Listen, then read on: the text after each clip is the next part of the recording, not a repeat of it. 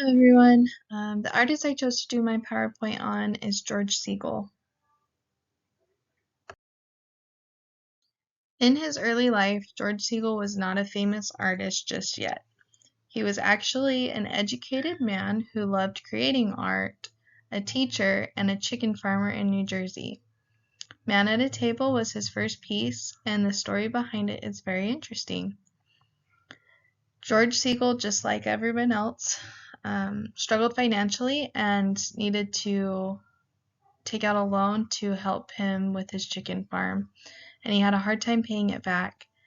And the result of that is he was doing side jobs. He would teach or try to sell his artwork or do little side jobs to help bring in money. And he did a job for Johnson & Johnson. Johnson & Johnson brought him 3 boxes of dry plaster and wanted him to write a book on how the dry plaster could be used for kids' crafts.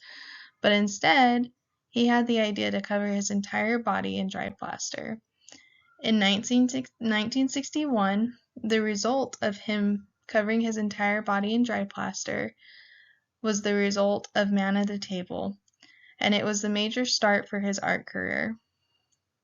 This piece is very intriguing as it shows a detailed figure of a human body sitting at a table with such a blank stare, almost like this figure is frozen in time. And the more that I look at it, I see more and more detail of the human body in the face, in the chest, in the feet.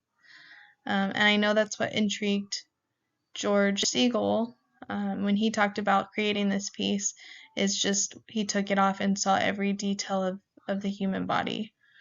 I know another fact is that he was intrigued that dry plastering a human did not kill them either.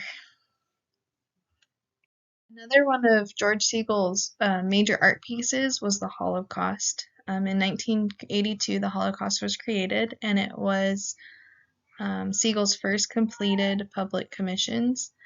It was eventually casted in bronze, painted white, and now sits in Lincoln Park in San Francisco. George Segal actually battled with wanting to do this piece. It wasn't until he met with a Holocaust survivor that he decided to create it. In fact, the model for the sculpture standing at the barbed wire fence was a survivor from the Holocaust.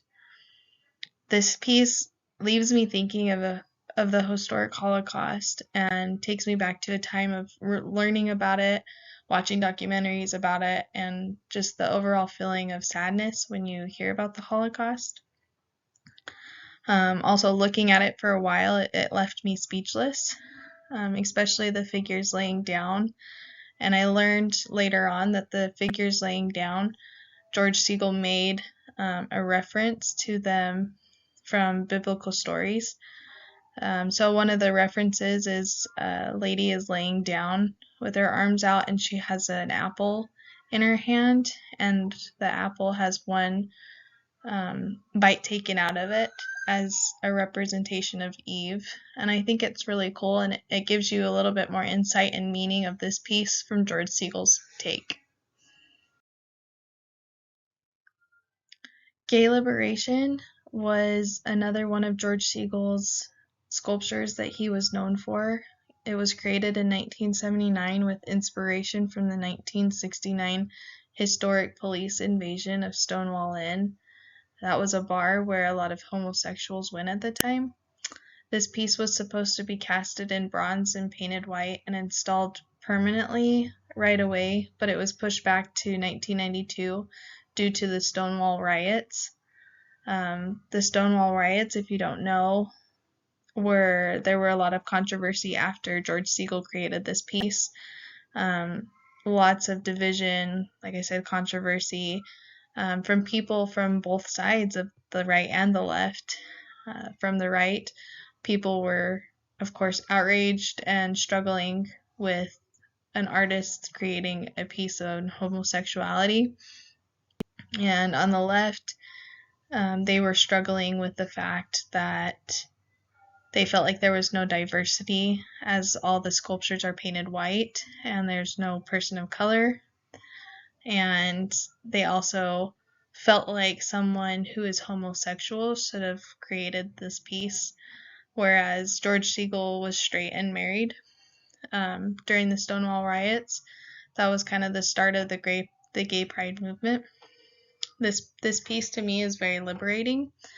It shows how important human rights were for George Segal, and it just kind of shows that he wasn't just doing the normal and what was comfortable with everybody, that he kind of stood on his own and wanted to create inspiring pieces that he felt were inspiring to him. And not only that, but he just wanted to be different, and he was okay with that.